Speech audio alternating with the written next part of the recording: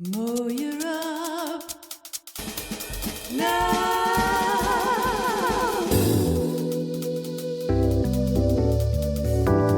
More Europe now. More Europe now. Hosted by Nana Walzer with resident expert Dirk van den Boom and special guests.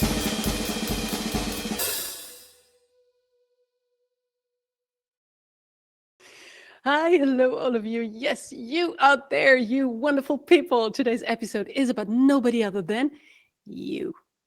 Because there's no united European living sphere without you, without all of us. Sometimes we forget just how important we all are when it comes to our modern free life here in Europe, as in any democratic political system. Without us humans, there simply is no democracy. This, our fourth episode of More Europe Now, is therefore dedicated to reminding us all that it is we who forge our fortune, who decide on our future, who create heaven or hell here on earth and in Europe. And yes, let's be honest, totally honest. The responsibility to keep up a living democracy can seem a bit tiresome because democratically organized society is in need of staying in constant dialogue between all the many voices and interests discussing seemingly never-ending troubles. There are always new troubles coming up, and we all have to endure lukewarm compromises and very slow decision-making processes in a democratic system. But here she is, the complete truth about freedom and any open society based on the equality of people. Democracy means action, and not by all the others, because if they do, you don't know what's coming out. If we ourselves stay inactive, we reduce ourselves to probably becoming victims of other people's choices. And when I say action in a democratic sense, it can take so many different forms, starting with the pure awareness of what is actually happening around us within our European living spheres. So on top of that, there is so many ways to visibly and outwardly engage for a better world, starting with simply talking to others, and in doing so using a constructive kind of criticism and leading an open-minded discourse. Already with those first steps of democratic engagement, being aware and talking openly with each other, we, the people, are a crucial part of the world we're living in, and we shape it by how we discuss things, and we shape also the system itself by influencing, for example, new or refined laws, only by saying out loudly what we think and want and what we don't want.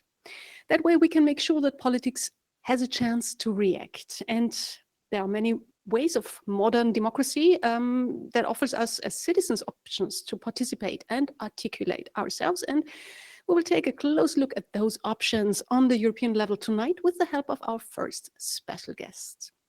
Another option that we have at this point is to thank our supporters. This is foremost the UEF, the European Federalists, funded by the European Commission's SURF program, which fosters exactly what we do today, namely civil participation and the discussion of European core values and its threats. Another big thank you goes out to the co-initiators of More Europe Now, and these are Europe Direct Vienna and BEJ Austria. And of course, the probably biggest ever thank you goes out to our invincible, know it not only all, but so much more, Professor Dr. Dirk van den Boom, celebrated science fiction author, worshipped political science professor, dedicated migration expert. Welcome, Dirk. Good evening. Hi. Dirk knows already he has to endure a little bit more of my speech before he finally comes to talk. So let's talk a bit more from my side about democracy. I stated before something like, without civil action, there is no democracy. My point is this: whenever we do not stand up or do not communicate what concerns us, or we do not go to elections or on demonstrations or engage in, petitions and other democratic ways, we leave our fate in other people's hands. And those hands may not be beneficial ones, but rather greedy or selfish ones. And who acts only for their own benefit does not make a great leader in democracy. This is one of the main indications of dictatorship and autocratic leaders. They only want all the good things: power, money, privileges for themselves and for those who are part of their mostly corrupt system, but only a little bit do they get from their power and money. And even Europe is not a safe haven when it comes to corruption or to autocratic and anti-democratic developments. This is the second topic that we will cover today with our very special second guest. And before we come to them, We want to know some basics about democracy. Dirk, here comes my first question. As always, the question is accompanied by one or two more sentences, so please be aware. The question is like that. Is a democracy if nobody participates? And here comes the two more sentences. It was only about half of the European population that voted at the last European Parliament election in 2019.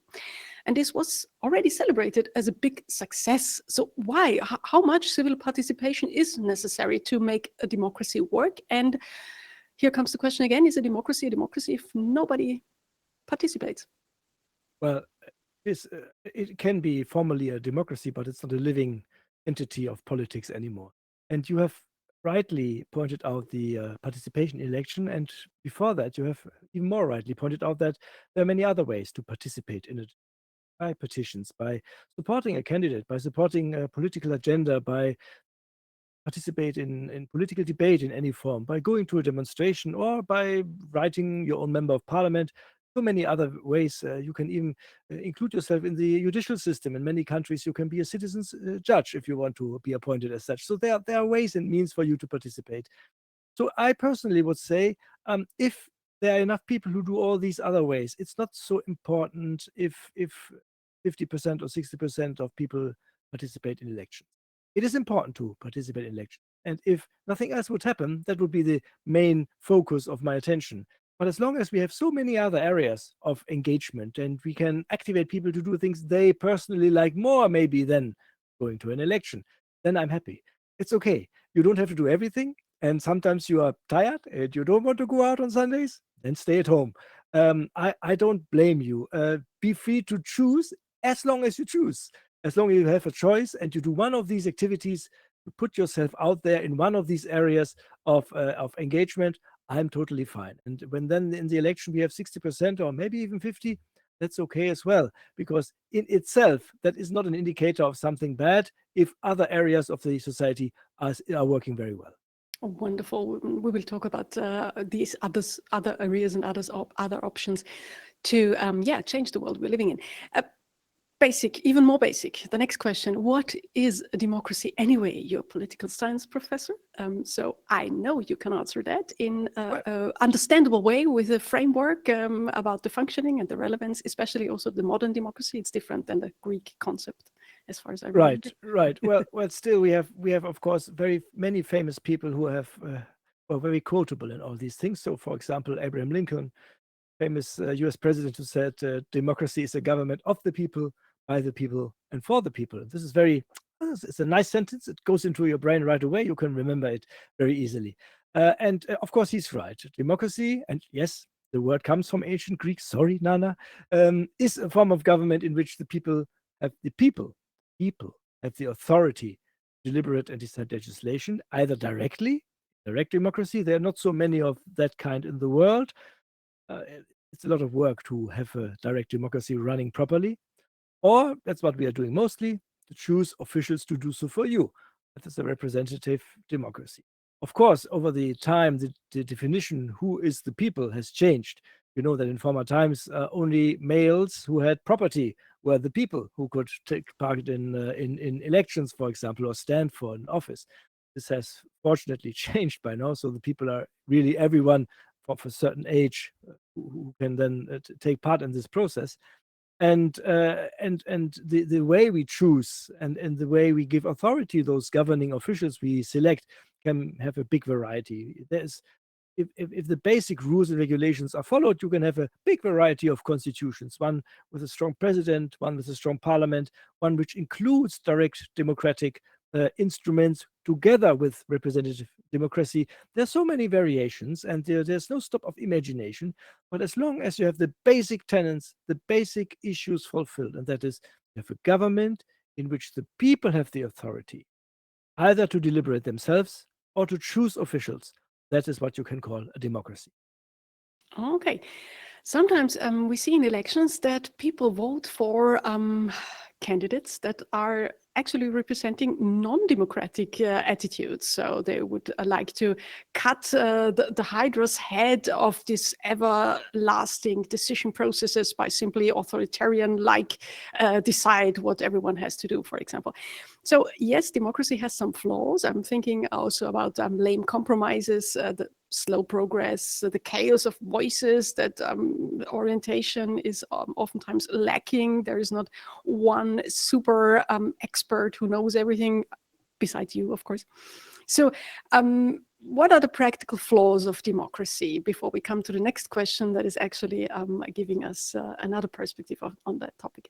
Well, practical flaws are, and you mentioned some of them, is that normally when you have a democratic process, you need a lot of discussion and normally compromise. So you don't come to a decision very fast. And we have seen this in crisis situations, like, for example, the COVID-19 crisis, that this can sometimes be problematic if you cannot make a very fast decision in a crisis situation. Then you have the tendency in all Western democracies that the political elite you are electing is not necessarily among the brightest and most talented. You have the tendency to elect mediocre actors. That is normal because that is how the system produces people. And so the big talents, the big experts, the big shining examples of intelligence and leadership, they are normally not the ones who are elected. And that some people can say, okay, that's a problem because it's not the best we are electing. Maybe to have people who are not always so 100% talented on top is also a good thing. It makes them more likable and you can understand more how they are thinking. So there are setbacks in democracy because you need a lot of time and resources to come to decisions.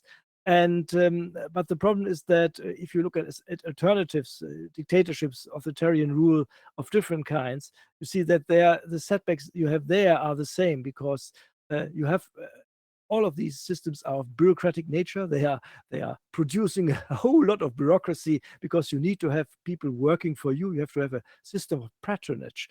So you can give them something so they support you. So you have to give them posts. You have to expand the state structure. You're very ineffective. You're very slow. And the more and the bigger the structure is you're building in such an authoritarian state, the slower your own manful decisions will be implemented.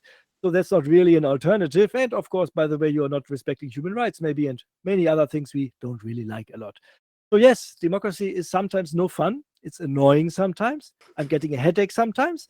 Sometimes I'm angry, but it's still, I think, the best possible way to govern ourselves. I knew you would say something that completely fits to my next question.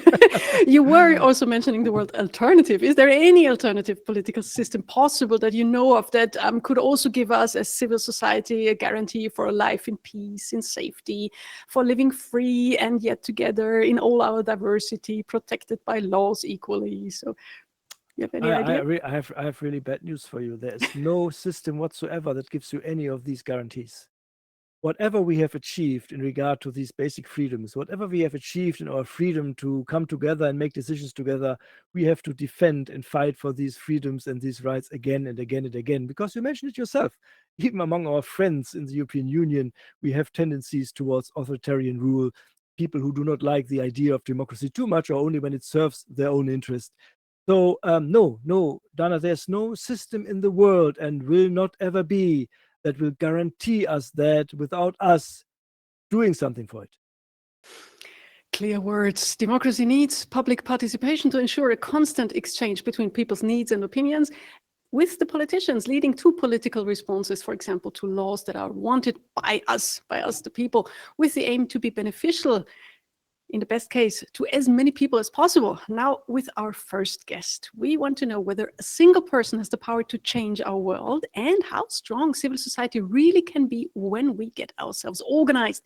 So here comes Klaus Klipp. He is an attorney by education and has a background in the private and public sector with more than 25 years in European affairs. He served 2 terms as Secretary General of the Assembly of European Regions, as chair of the Europa Union Frankfurt. This is a part of the UEF, a regional section in Germany. He is bringing together the diverse communities of Frankfurt, and he's especially working with young citizens to raise awareness for freedom, democracy, and rule of law.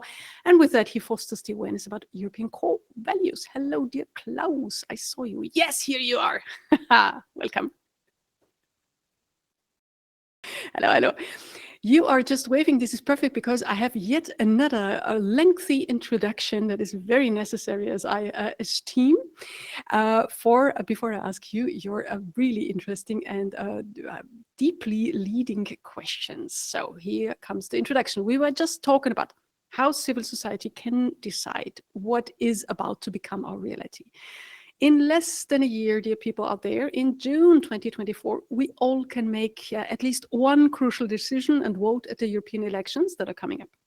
Going to vote is one crucial way to cross the line between the civil sphere and the so-called political sphere, which in democracy builds on the civil society. In the political sphere, there are more opportunities than elections that enable us to influence political agenda and decision making. And by doing so, we can change our lives, circumstances, as well as the system itself. So before we come to Klaus's questions, I would love to give you a quick and dry and dirty overview of how we all, every one of us, can influence policymaking in the EU. So first of all, yes, you can go to vote, but you can also be elected yourself when you stand as a candidate in local or EU elections. Until now, you can only be voted through elections in your nation. The UEF is actually since years working on a different system, and we will hear more about so-called transnational lists and parties and other future visions of an even more democratic Europe next time, upcoming Friday, when the topic is the future of Europe. And another opportunity to participate in the European democratic process is that as a EU citizen, you can take part of a European Citizens Initiative, as it is called. In doing so, you're asking the European Commission to deal with an issue that matters to you. But it also has to fall into their powers. That's not only that's not always easy to know what falls into their powers, but they give you quick answers. I got some replies on that. If your submission is eligible. You can also submit or support petitions to the European Parliament on EU-related policies. So last year, there was another option. This was quite a unique option, but they tried to do it more often. You could be part of the so-called Conference of the Future of Europe. This was Europe's biggest, so far, biggest interactive participation process. And also we will hear more about that upcoming Friday. And you can have your say about EU strategies and EU laws on different digital portals. You can also share your ideas in the Fit for Future platform. And there must be a long link in the chat. And here you find all the participation methods. So these were the dry facts that I would love, and I did, to put out of the way before we come now to some hopefully very juicy stories from you, dear Klaus. You are active in the field of civic engagement since many, many years. So please, would you tell us just a few stories of how individuals have changed history, European history? For example, how great ideas like the human rights could actually become political reality. It's your time.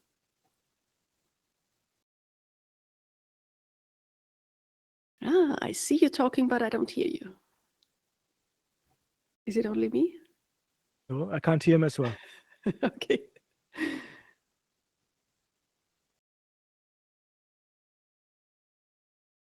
Silence. 3, 2, 1. Let's see. Okay, then here comes another question for Dirk. Okay. All right, okay, Dirk. My question to you, can a single person really make a difference and change the world through political intervention or civic engagement? I think if you are very in a democratic environment, that is difficult, because it happens, of course, if you are, for example, a very charismatic person, and therefore you can communicate your political ideas very effectively, and you have a lot of followers who are not only on social media but also in real life, who are putting forward your ideas as well, and like put you on a wave where you are riding towards this goal. I think it is possible, I guess, but also the idea that this singular person, this individual, has developed these ideas by him or herself alone, and is not part also of a network and a bubble of opinions and ideas and imagination. I think that is more likely. So maybe there is someone who is the front runner, who is like the figurehead, but in the end, for all big ideas, there is a tradition behind it, there's a discussion behind it, there are other thinkers behind it, and it's just someone who picks it up and brings it forward. But the change has normally started well before that. And of course, I guess there has to be a community to push it forward or to really make it worthwhile that the rest of Right. politics I listens. mean, if you're, that's why I say it is good for political communication if you're a charismatic person. You are well spoken and you are liked by people, and you are coming. You still need the people. You are sincere. You are sincere. But if you're just like that and there's no one around you who supports you, then you cannot change anything. So it is a matter of organization of opinions and of majorities. There, a single person can achieve something, but never on his own. Wonderful. My second question until we get Klaus back into... here he is. I hear, all right. I hear Here voices. he is. I hear voices. Do I hear Klaus's voice? Klaus. Sorry, I couldn't Yes. hear you just then. Wonderful. Here you are. We're happy to have you. Fine. So here comes Cool. your question again, if you forgot it. A few stories, juicy stories about individuals changing European history. Yes, please. Yeah. I mean, if you look at the start of European Union, most people learn in school about someone by the name of Jean Monnet. You all have heard about Jean Monnet. Of course, we learned that in school. Yeah. And was this guy a politician? He was never a politician in his life. There was another person, Max Koolstam from the Netherlands, with whom he worked together. He was never a politician in his life.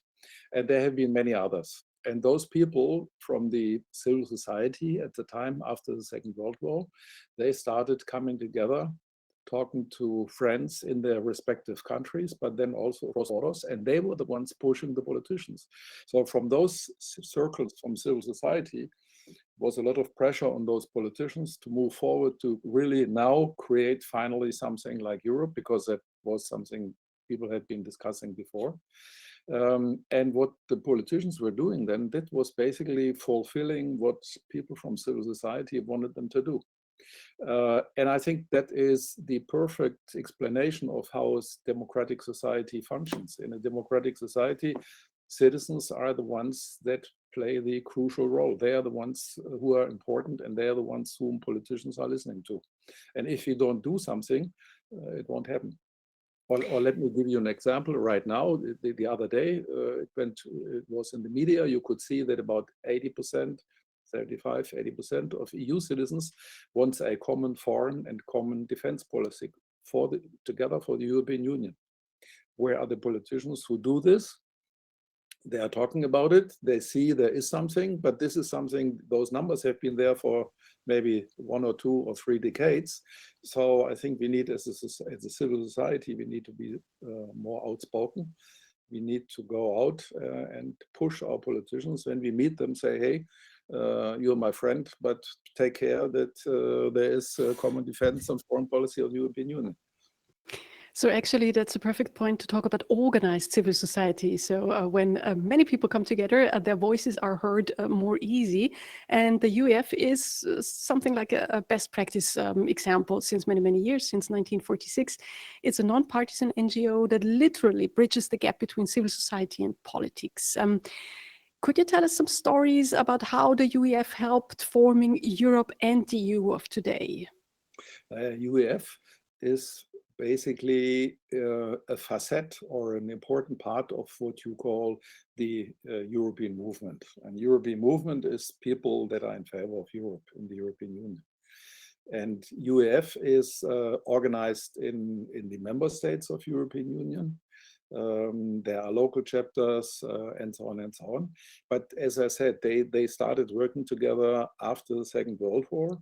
Many people that are older, they remember that in the 1950s, early in the 1950s, there were young people pushing away the at that time when you wanted to cross the border between Germany and France, you had to stop.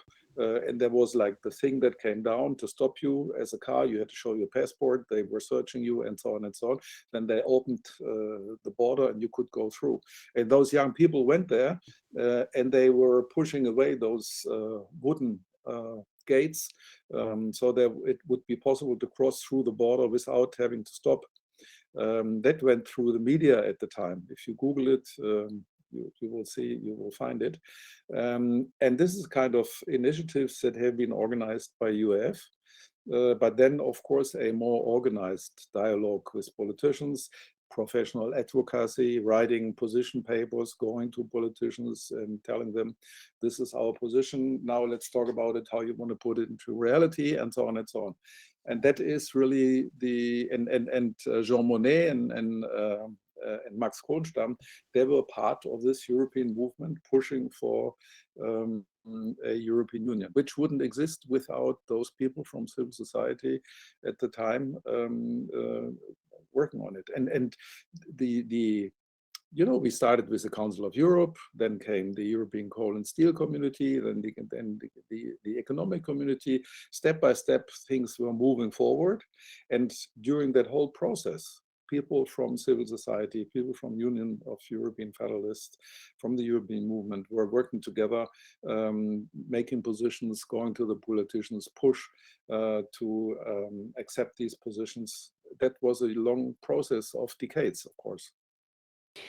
Could you give us, that we have a very clear picture how that works, an example of, let's say, everyday work of the UEF? You come together, you meet as a group or meet digitally, or you send around papers and have people comment them, and then somebody walks up to a politician, or how does it work? Yeah.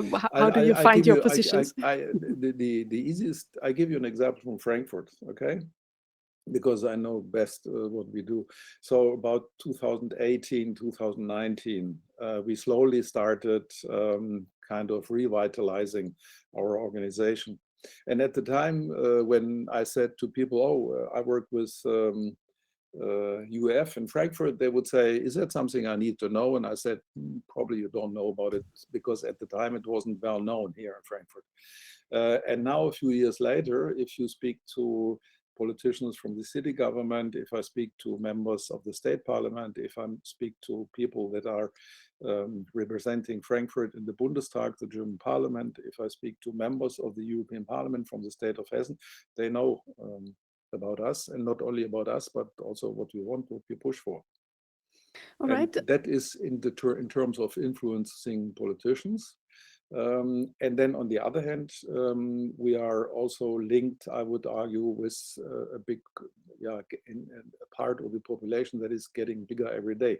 So it's not just a group of people, but having this link in the population, and then seen by politicians as people who are able to reach out to other people and reach young people and so on. This is what makes the kind of dynamism of the whole thing. As far as I understand it, the UEF is working in the regional sections. So, for example, in the region of Frankfurt, but also in on a national level and also on the European level. And you write position papers on different topics. You have some press releases coming out. You do even campaigns like electoral campaigns or events where people can discuss. There is a newsletter, there's social media work, and so on. We discuss with our friends on a regular basis in Lyon and in Milano, which are partner cities of Frankfurt, and there's also UEF there. So we have done events together with them. But just to give you an example, when the Russia started the war towards Ukraine, it was hardly a week that we had the Ukrainian president on a huge screen in Frankfurt in the main city, in a square in front of the city hall, and in parallel in 7 other cities in Europe, and we had organized that. So Zelensky could speak to a couple of 100,000 of people at that moment, shortly after this war has started. And this shows the potential of cooperation. It was possible to organize something like that within basically a couple of hours. I think it took us 2.5 days. And then we had really many cities, and in those cities, big demonstrations with huge amounts of people together. So the network, and that made a difference, of course. That makes the mark. People see there's something going on. So the network is enormously valuable. Do you have some other success stories? I'd love to hear them. They are great. of what you're doing. Well, you know, when you Up do your this kind of sleeves. stuff, you do it, and 2 days later, your mind is somewhere else. You're not looking back to the old stories. Well, if you remember some during our talk, please come up with them. I Yeah. still have a lot of other questions to you. Are there any specific issues that the UEF is working on these days in history? Next year, the elections are coming up. Is there anything? One issue is the so-called transnational lists, which is basically, I mean, for example, in Germany, when you vote for the national parliament, you have 2 votes. Okay, so there is a constituency, and there is from the parties there are candidates for the constituency, and there's a second vote, which is like a list, which is for the whole country for that party. And basically, the election for the European Parliament now is a list. You have 1 vote, and you can give the vote to a party list, and that's where your vote is accounted for. And the idea is to have a second vote, so you have candidates that are running on a personal level in the context of European Union, and that your vote is not just with that list, but you also can vote for a candidate. And by this way, starting to have slowly, step-by-step transnational lists. So in other words, right now, we have in every member state of the European Union, there are political parties, and they cooperate in the European Parliament, but there is not really one party across the European Union. There is a new party called Volt, V-O-L-T. It's young people. They started before the last EP elections. They have even 1 member in the parliament. They want to be active in all countries of the European Union, but the other parties are always national parties that cooperate with the others. And the idea is to make sure that there will be parties that exist across Europe to overcome those national differences, because what we see now in the European Union, there is a lot of discussion in the Council of the European Union, and those discussions are always under the perspective of national sovereignty, and then it becomes very, very complicated. And I think most issues are not a question of national sovereignty, but I think it's more issues where we need to bring together experts and people who are really dealing with it, and then they make proposals for solutions, and then politicians can decide. And transnational lists, I think, will help in that context. So this is one of the issues of UEF at the moment. To have a person, a European politician and not a national politician, that can be voted for European issues, because the election program will then be also more European and not only in a national and European Union context. should deal with matters that are European, like common defense that's what it's and foreign policy. All about. Exactly. My last question to you would be, because you are since many, many years in the civil society activity circles, how to activate people to engage in democracy, be it going to vote or in any other participation option, like being part of the UEF. Do you have any tricks or best case examples from your experience, be it as a chair of the Europa Union or from I'll tell you House of something. This Democracy? is something that this is very important. We talk about these things, and we have changed completely our way of communication. So what we do, if you want to do something, we think about it. Does it make sense in terms of communication? Where does it lead us? So we do not want to be a group of some experts who have nice talks and then nobody is interested in that. So without reaching out to the real population in our city, and in Frankfurt we have, the people with the German background are the minority of citizens in this city. So everywhere we have a diverse society, wherever we go. But in Frankfurt, one thing that is obvious is people from the different communities. So we try to reach out to communities. We have an interest in what is happening to them, what is relevant for them, what is important for them. So we go to their events, we go to, show solidarity with them. When people from Belarus, this is something many have forgotten about. 2 years ago, there have been elections in Belarus, and this criminal who is running the country, he should have been ousted. but he stayed in power, and people from Belarus went on the streets, made demonstrations, so we went there. We talked to them, we made interviews, we publicized about this in social media and so on and so on. And we didn't talk about ourselves, but we looked at what is relevant, what is important for the others. That's the important thing, how you can reach out, I think. Not full of yourself, but trying to understand what is relevant for the others, and then find a common interest that usually will be there, and find a way to cooperate. And on that, I can give you many more examples, of course. I can believe. I see a kind of a question in the chat concerning minority Germans. I think that's what you actually addressed right now by talking to diverse, different communities, being coming from different angles, from different, I don't know, backgrounds.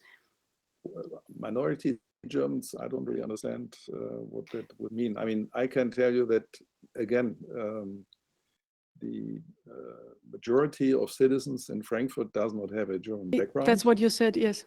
And if you speak about those people, they are like Germans too. Germans are also not one group. They have many, many different interests, many, many different subgroups within society. But obviously, people coming from 180 different countries in the world, they have from their background usually a certain interest, a certain concern, something that is happening in their country, and so on and so on. So what we do is go out, reach out to those citizens, try to cooperate with them, understand what is relevant for them. And then you start working together between different communities, between the Germans and the people from the other communities. And that creates some type of, this is the richness of the diversity that we have in the city. The more diverse people backgrounds are, the more interesting what they have to say, the more interesting when you really listen to each other, the results from talking to each other. That's something where I have decades of professional experience. Diverse backgrounds in a discussion make results much, much better. And we do not just talk about it, but we try to realize it in our everyday work. And that's the interesting thing. You learn something every day. That's the fun of it. Because, I mean, if you would try to do some kind of civil society work and everything is sober and boring and I have to do it because I have no other choice, and people ask me, no, forget about it. Democracy is a party. Democracy is a party. European Union is a huge party. It's something fantastic. If you look at it from the historical perspective, this is something we never have had. It doesn't matter that people talk bad about it and that people say, oh, there's problems and whatever. Yeah, let them talk, fine. There are problems, yes, of course. Nothing is perfect. Nobody is perfect, not as a person, not a country is perfect, not European Union is perfect. But in the overall context, it's something fascinating that didn't exist before. And we are under fire from the enemy. You can see that people like, whether it's Putin or Trump or other guys, they are full-time professional criminals who want to rip off democracy because they're afraid they go to prison. I mean, if you realize that the International Court in The Hague has ordered Putin, once he show up in other countries, to be locked up. This is exactly what those guys, and there's not only those two in the world, there are many others who try to enrich themselves by running countries. This is the enemies of democracy. These are the enemies of European Union. European Union stands for the rule of law. European Union stands for human rights. And for someone who wants to take your money, who wants to take your life, who wants to take your family, who wants to suck everything from you that he can get, for such a leader, someone who is running a country, in other words, a professional crook, for such a person, rule of law, democracy, human rights is a horror as such. So they try with everything that they have to kill European Union. And everybody who is talking about European Union in such a context, be careful, think about why is he saying it. Usually there's a lot of money behind it.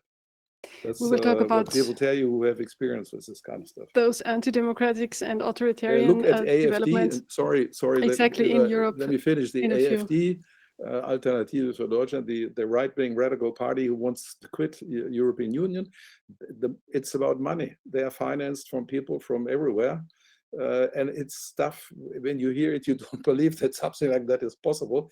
And those guys want to get to the Töpfen, where the money is, where the gold is, and yeah, have a nice life for themselves. That's what they're interested in.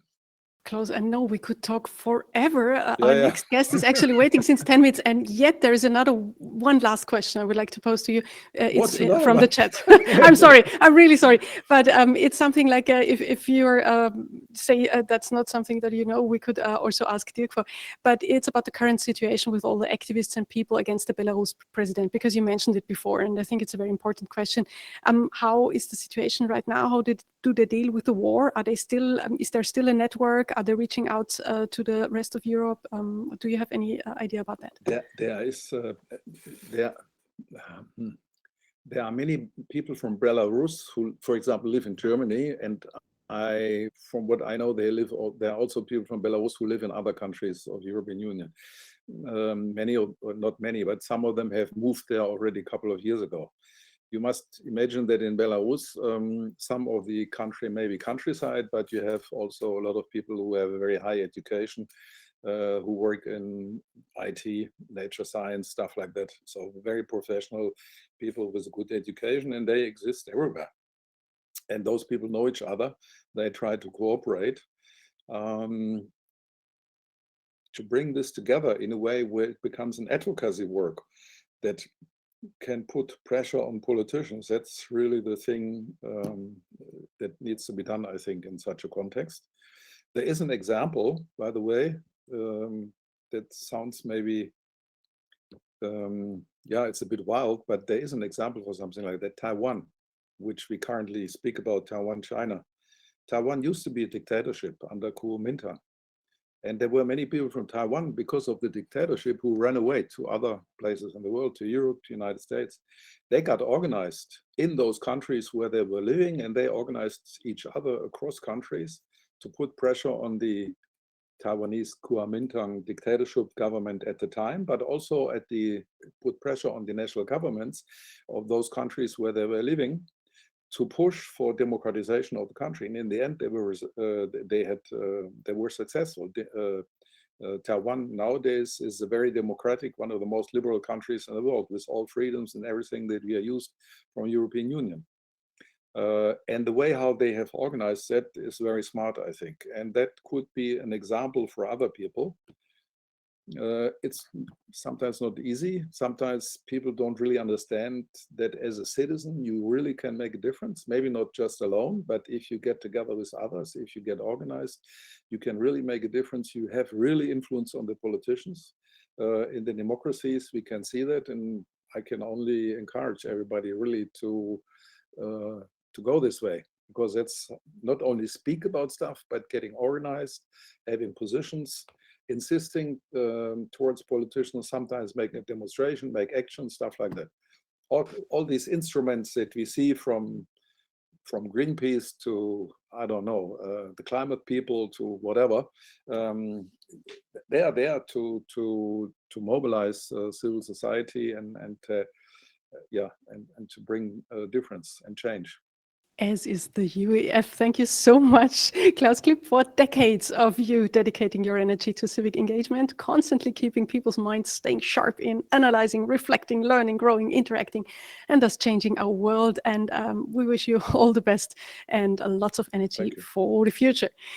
So I can see it right now. We will be a little longer than 1 hour again. So please relax, sit back and enjoy our next guest.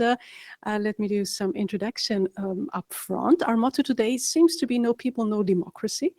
So instead of no woman, no cry, no people, no democracy. Living in a democracy asks from us to stay active during good and bad weather phases, so to say, to keep going on despite the fact that we are sometimes succeeding and sometimes failing with our own issues, that we see other people, neighboring countries fail in democratic systems. despite that fact, we have to stay alive and active. And for the sake not only of us, but also for those who come after us. And that is the reason why we now take a closer look at a nation where democratic principles are in decline since many, many years. And we would like to offer now the example of Hungary. We want to know what kind of political maneuvers can effectively undermine our democratic society in the middle of Europe, and what we as civil society can do to either prevent such anti-democratic developments or to counteract them. And here it comes, it's time for our second special guest, and this is Eszter Nagy, and she's a foreign affairs specialist and economist, studied global economic relations at the CEU, the Central European University, is also a former diplomat and a dedicated civil activist. She's president of the Union of European Federalists in Hungary and has organized many civil society activities and events, for example, related to the rule of law, as well as to media freedom. And of course, she knows Hungary from the inside out. And here she comes. Eszter, welcome. Hello. Thank you. Thank you, Nana. Can you hear me? I can hear you. And also for you, I have a little bit of an introduction, but it doesn't last very long. So we're talking about the crucial role of civil society today when it comes to a good, a free, a peaceful life here in Europe. Since many years, Hungary under Prime Minister Viktor Orbán plays another game than most other European countries. His political activities undermined many of the democratic principles by, for example, changing laws.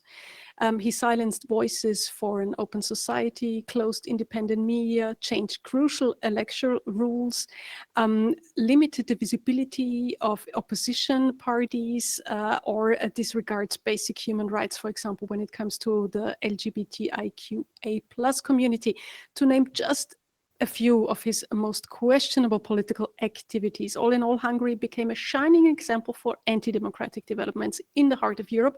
And the people in Hungary, seemingly from the outside, are just standing by and watching and even keep voting for this system, which is kind of unbelievable from the outside. So please give us a deeper insight into Hungary's everyday reality. How is the situation in Hungary right now? Do you feel like living in a repressed system, or do foreign media and European officials exaggerate everything? No, they don't exaggerate. Obviously, even a fraction of the news would get to Western journalists, Western journalists. But I would like to correct a little bit, because Hungarian people don't just sit and watch, because I cannot tell you how many demonstrations I went to. It's uncountable. And just to give a bit more details, since after 2010, when Orbán got into power, there were three basic rules that he changed: the constitution, the media law, and the electoral law. And this was all in the very first year. And you might remember that 2011, Hungary gave the EU presidency, and the Hungarian leadership was very harshly criticized on the European level, even because of the media law. But it could not change anything. I mean, Orbán did not bother with modifying maybe one comma and changing two words, but meaningfully, substantially, nothing changed. And it doesn't matter that we spent 1st of January demonstrating against the new basic law. Andrássy Avenue was full in the city, and in the Opera House, the high-level politicians didn't dare to use the main entrance. There were so many people, but it didn't change anything because they had the 2/3 majority. And that was a bit of a problem, that with the 2/3 majority, Orbán actually could change everything unilaterally.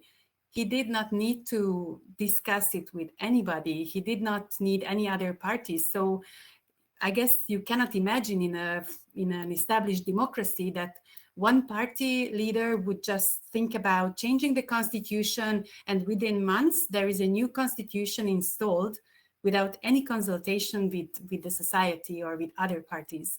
So I would just say something for the Hungarian people, that we did not expect that. Nobody expected that this would happen. This would happen so fast, and it didn't matter because the government didn't change anything due to demonstrations. So the crucial problem was in the beginning that the majority was so big that all those legislative changes could pass the parliament quickly and with no resistance.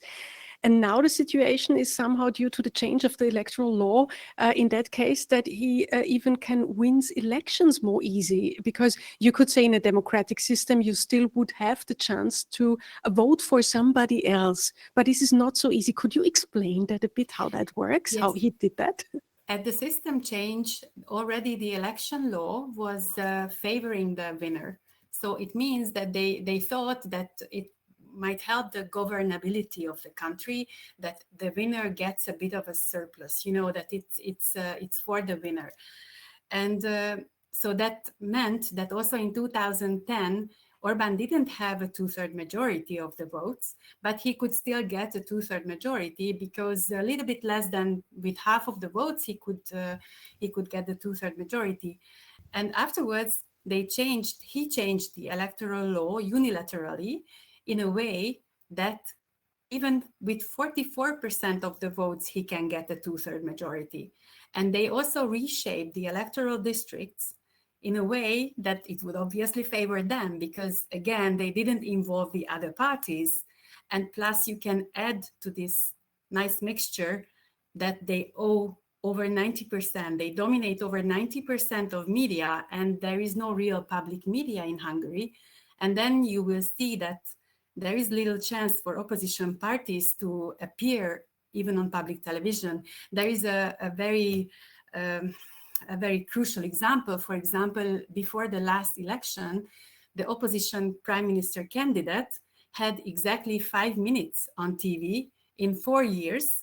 And on that same day, the public TV showed at least 3 times the full Orbán speech of the March 15th national holiday. So this is how unfair and how biased the whole system is. So there is really thinking whether it is possible at all to change the Orbán regime on a democratic election. However, I still think it should be possible, but there are people who doubt about that. So here comes the crucial question: where do you see the role of civil society now? Or is it something that people can't change anymore and the EU has actually to step in? I mean, we know about Article 7, we know about the rule of law, treaties, and the also freezing of money, of funds against Poland, against Hungary. So question is a bit bigger. Could civil society still change something at this point, or do we need bigger structures or international communities to right now step in? Of course, civil society has always something to do. But I just have to add that unfortunately, it took too long also for the EU to freeze the funds, because it was too long that the EU funds came into Hungary in high amounts without providing transparency and accountability. And we know that Olaf had the biggest stuff dealing with the Hungarian cases, including sometimes even the son-in-law of the prime minister. And so there were many cases, and it took really over a decade for the EU to realize that. But finally, we are happy that the EU realized that it cannot go on any longer like this, because there is a simple repairman who is a friend from Orbán, a childhood friend from Orbán, and who became the richest man in 10 years, richest Hungarian person. And it's really unthinkable and unheard of, such a level of corruption, what we could see after the EU funds. And what the civil society can do is, of course, there is a lot to do, because we have also a poor heritage of civil activism. Unfortunately, during the socialist times, it was, of course, not welcome either. So we don't really have the tradition to step up for our rights and to get active and to organize ourselves and to decide about what we can do together besides the official political structures. And I think I see also a great role. For example, UEF is also a little bit like a lifeline, because we can also discuss about the Hungarian situation in a European level, or we can exchange views, and I can explain to others that it's not because all Hungarians support Orbán that he is winning the elections, but the system is rigged in a way. So I think it's also an important forum, and this is also one role maybe what we have to play in Hungary, that we have to show courage. We have to show that there is no point to be afraid, and a European country has to be European, and we have to talk about issues openly. And I also have to say that, for example, in the public TV, whenever they talk about the European Union, it's always in a criticizing way. You know what the official views of Orbán is about the European Union. So the EU always comes as a scapegoat.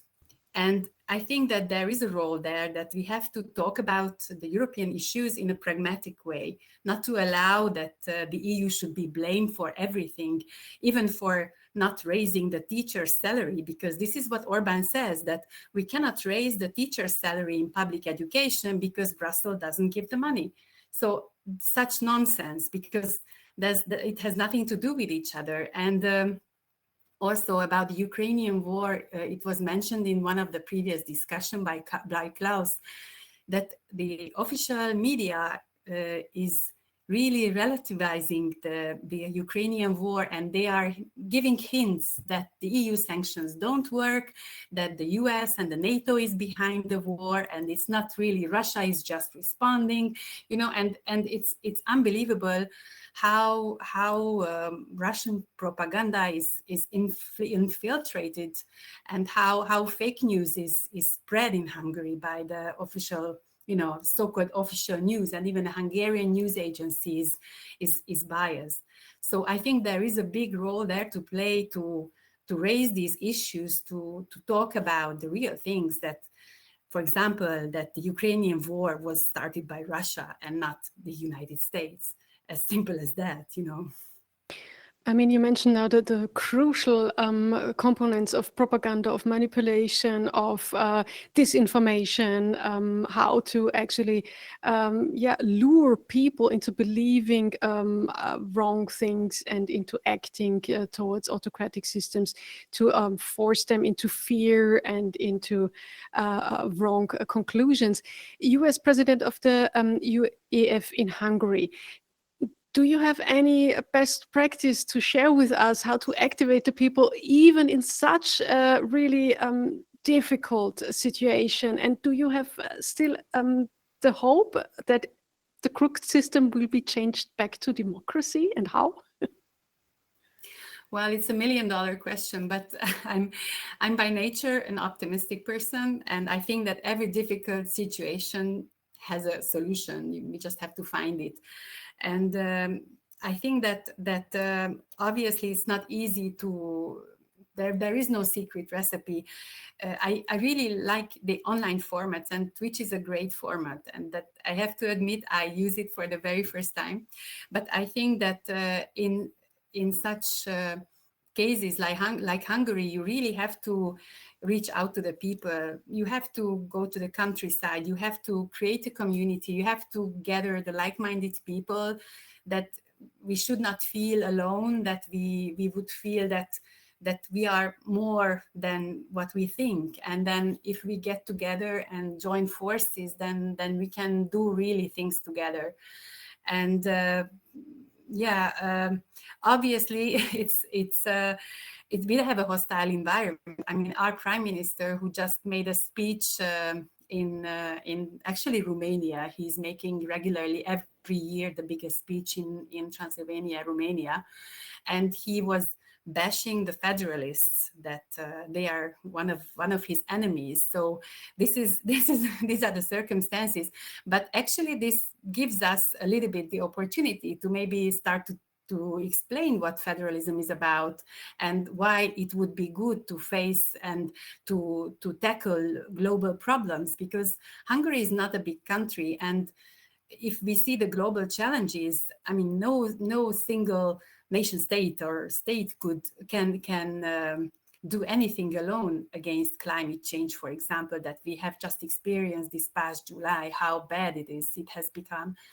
And so there are so many topics that we have to talk about. And I think that our biggest and most important task at the moment is to grow, to get more people on board, and to give people hope, and to give them the belief that you can do something. Because another important thing is the fear and the apathy of the people. Orban has been in power for over 13 years. And I have my bigger daughter, she's now 20. And ever since she knows about herself, it's Orban who is the prime minister. So there is a new generation who has grown up and they haven't seen anything else. And we have to just be open-minded and tell people that it doesn't have to be like this, and that we are a European country, and we have to get closer to Europe and not closer to Russia or any other dubious authoritarian regime. So there are a lot of tasks, and yeah, we have to give back hope and courage to the people. Oh, dear Eszter, may you and all the people around you and with you step up against the urbanization. I have so much really not only appreciation, like almost worship in me for you and all of you who are doing that so difficult and so important work. I wish you all the best, and I hope to see you again many, many times here to use these forums for all your really great expertise, insights. We can learn so much about how systems can be crooked in such a short time. And well, may the force be with you. Thank you so much. We have to go against the Death Star, you know. Thank you. Thank you so much. Bye-bye. Bye. Okay, Dirk, two more questions to you then. Also, this episode of More Europe Now comes to an end. Today, it's all about activating, engaging, participating, and even identifying with democracy, as we heard in the last expertise, because human rights, freedom, democracy, it's all far from self-understanding, even here in the middle of Europe. In general, would you say, could the EU do more to prevent countries become anti-democratic, and what exactly, and where do the people come in? Okay, well, that's actually a big topic, because we have some provisions in the treaties and in our regulations in the European Union, which are designed to control developments like we have in Hungary. The problem is that some of them are working, some of them are not working very well. The biggest stick the European Union can wield is the so-called Article 7 procedure, and you mentioned that already, which means that if there's a unanimous decision, and that is the problem, one member state can be stripped of all of its voting rights in all the council meetings and everything. But as you see now, how the developments are, if such an application would be made to strip Hungary of all these rights, there are countries like Poland who would probably veto it, because they would be the next probably. So this is not working very well, because you need this unanimous decision.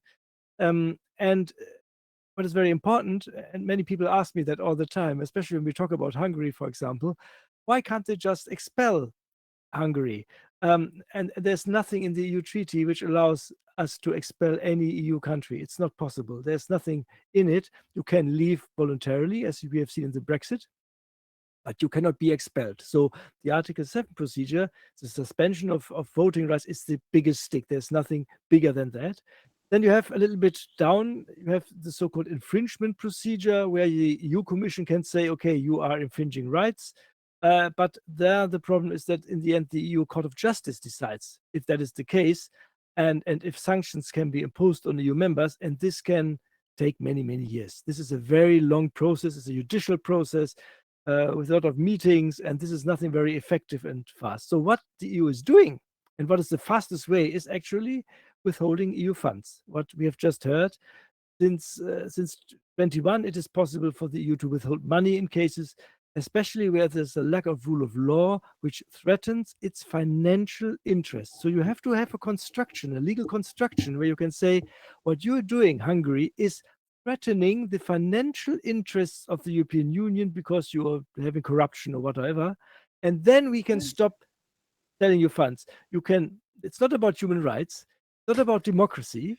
It's about the financial interest of the European Union. If you take that, if you have an argument there you can stop it. And in fact, for Poland and Hungary, up to 70% of all funds have been stopped by the European Union, not because of human rights, not because of homophobia or whatever. It's because of the threatening of the financial interests of the European Union. Sometimes that is, in the end, the biggest stick you can yield, because it's very easy to see if money is going places where it shouldn't go, and there you have them. And it is not enough. I have to say, this has been a long process going on. It took endless even to do that, to freeze the funds, not to speak about all the other provisions which are basically not working very well. So I think there needs to be a reform. We need to have a different approach.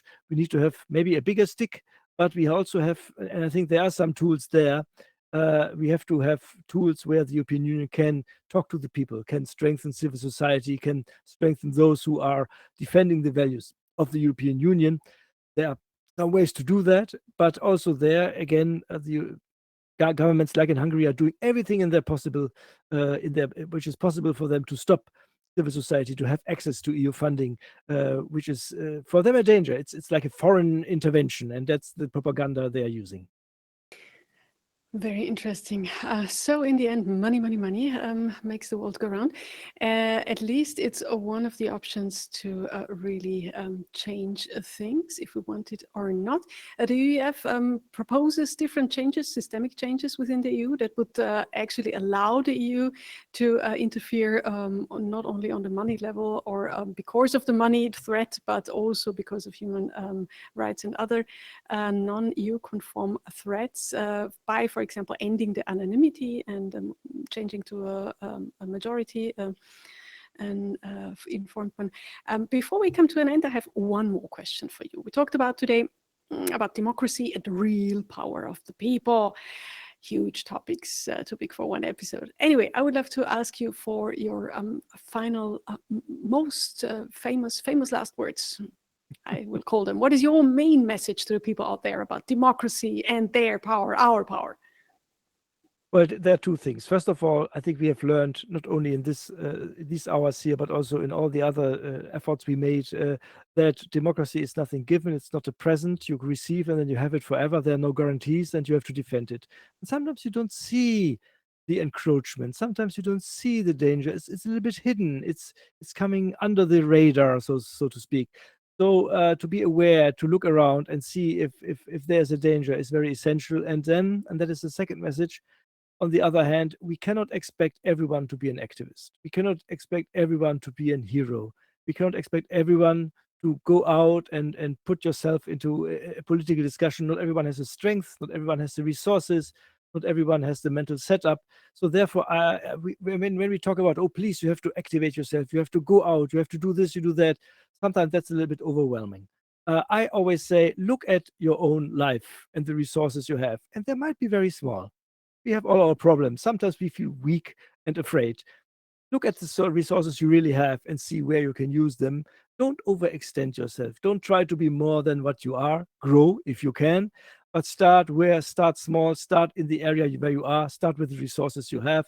Not everyone has to be a hero. It's enough when everyone contributes a little bit. And when we had, at the meantime, we had at the peak time 3,000 viewers in this chat. If all these 3,000, everyone would do a little bit at the same time, that's already a big wave. And go voting, please, people. If possible. That would be really great. So we come to an end for today, but on Friday, we keep on discussing a better future for Europe and us people within the European living sphere. And I wish you a wonderful evening. Thank you, everyone, for being here with us. And we are very happy to have you. More Europe now.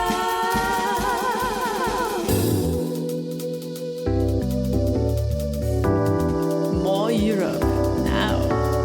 More Europe now. Hosted by Nana Walzer with resident expert Dirk van den Boom and special guests.